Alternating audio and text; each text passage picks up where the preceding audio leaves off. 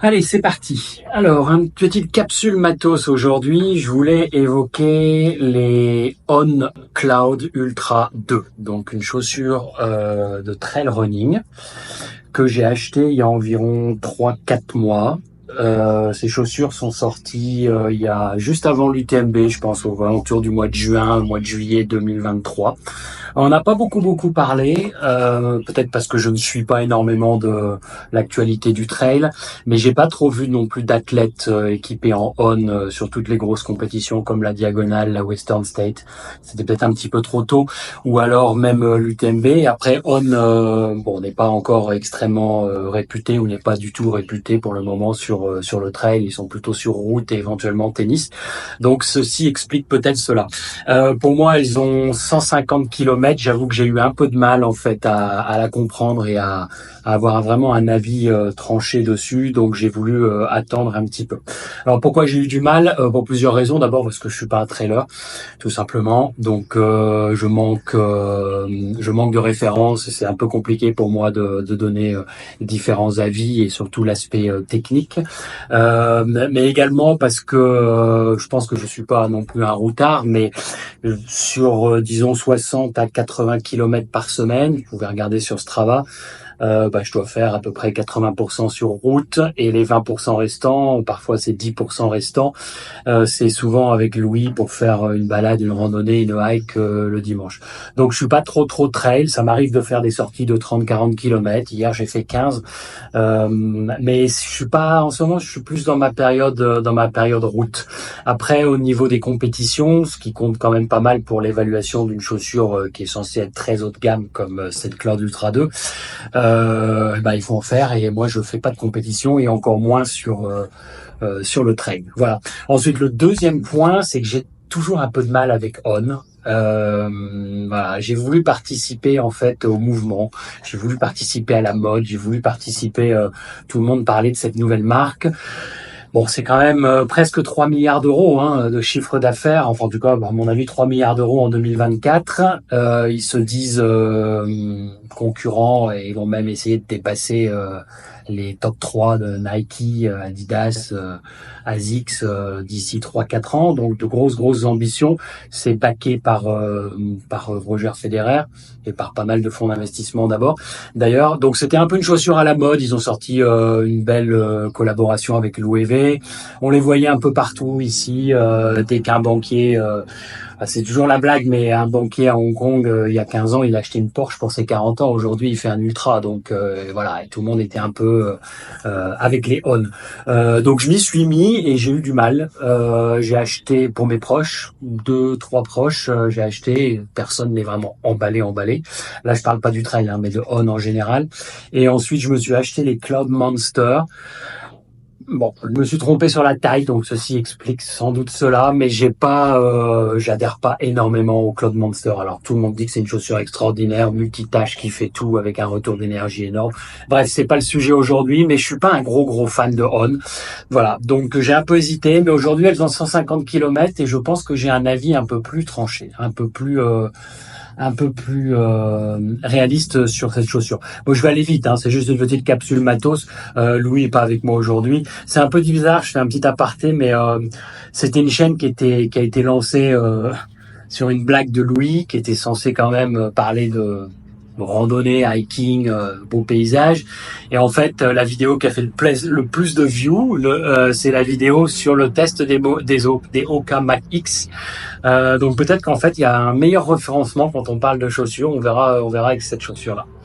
Voilà. Donc présentation générale, déjà c'est l'évolution des Cloud Ultra 1 que je n'avais pas, mais a priori tout le monde disait que c'était une mauvaise chaussure. Donc c'était la première chaussure de trail de On. Donc évidemment, en général la première fois c'est un peu compliqué. Donc ils ont sorti cette évolution qui a priori est bien meilleure par rapport à tous les sites, mais moi vraiment je donne mon avis perso. Alors une présentation un peu technique de la chaussure, 300 grammes. Classique, rien de particulier. On n'est pas dans la chaussure de compétition ultra légère. On peut descendre à 280, 270, mais on n'est pas non plus sur les gros veaux. Voilà, je vais pas citer de marque, mais c'est plutôt bien 300 grammes en fait. Une paire de chaussures de running classique, en taille 42. Hein.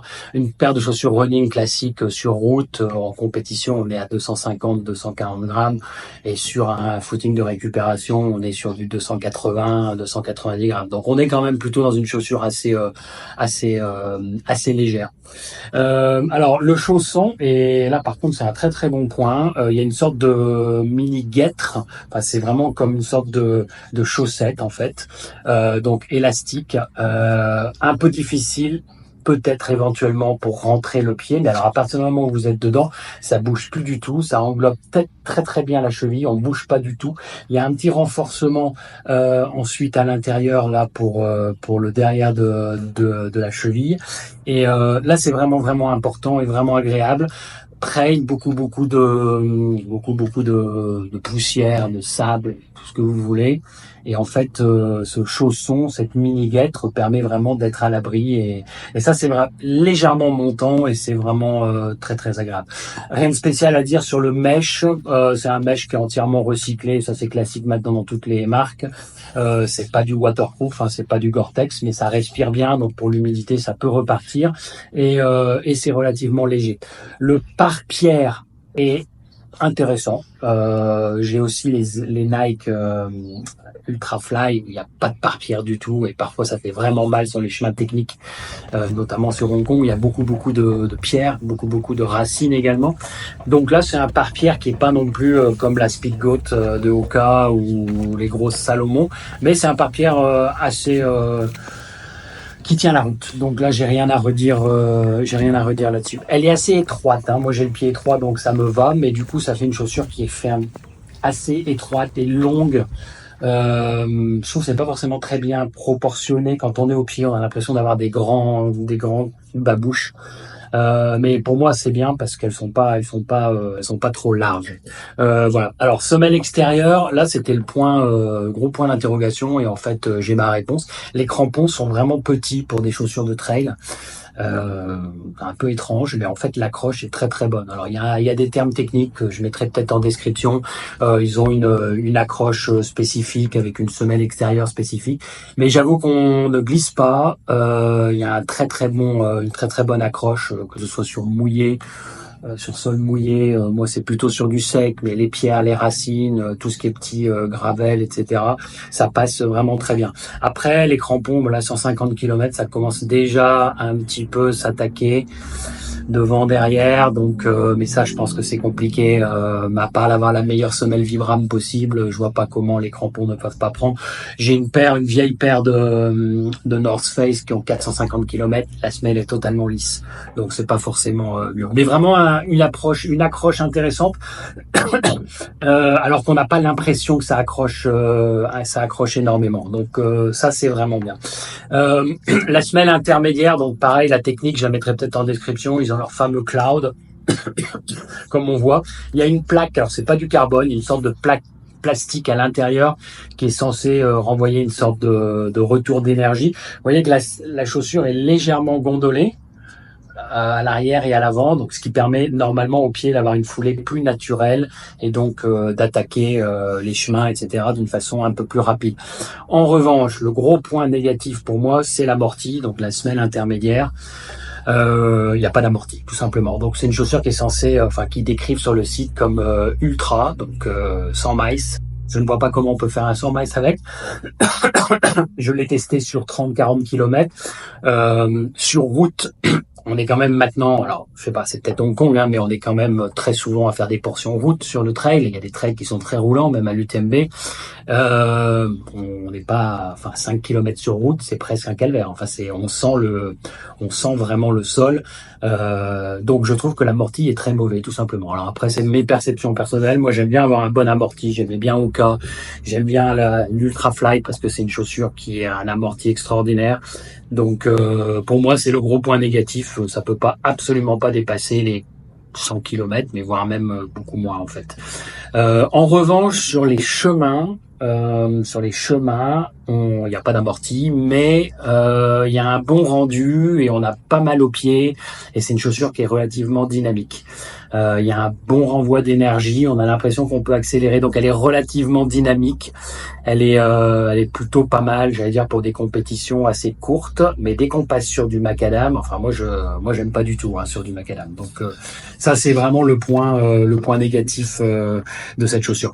Le prix 190 €, c'est presque un point positif parce que maintenant aujourd'hui, dès qu'il y a du carbone ou dès qu'il y a une chaussure qui est censée être en compétition, même en trail, je parle pas en route évidemment, en trail là on est plutôt sur du 200-250. On va voir à combien sort la Speedgoat 6 qui va sortir en juin.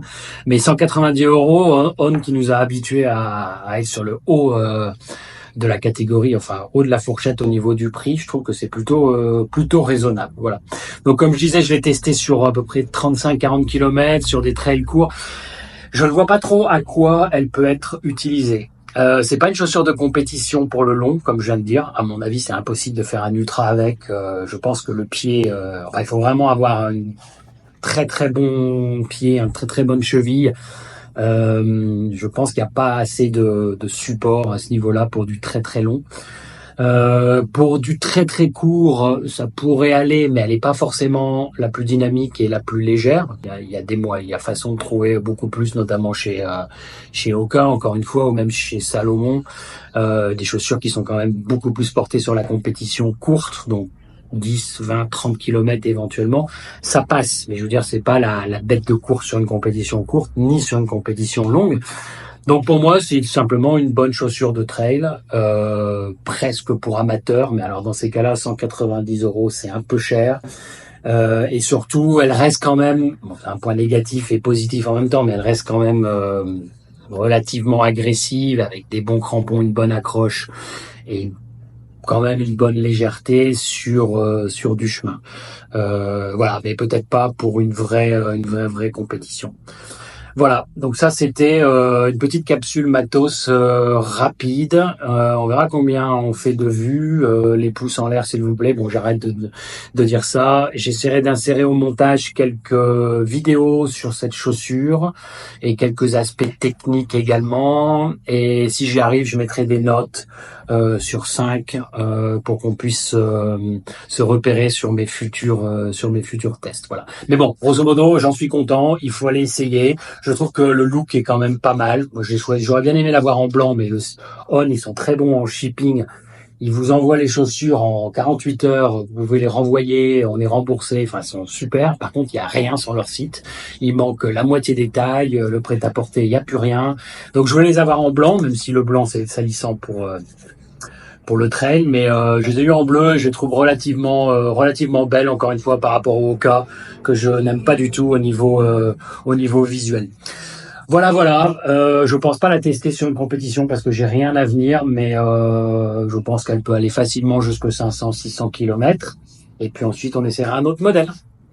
Ciao!